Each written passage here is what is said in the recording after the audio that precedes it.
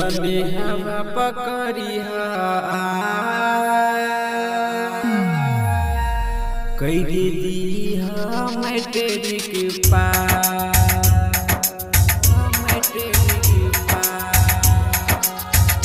मैया नेहवा पकड़िहा कई दीहा मैट्रिक पास भूखल प्यासल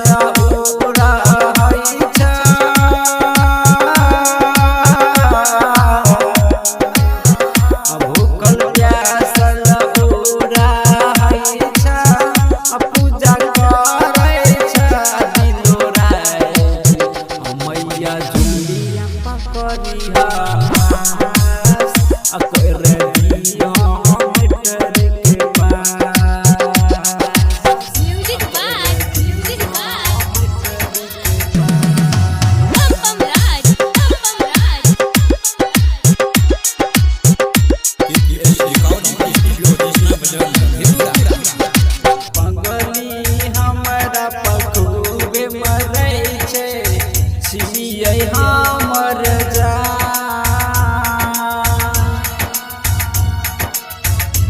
ए माई पगली हमर पखुबे मरै छै छियै हमर जा ओकरे पटिरे पातरी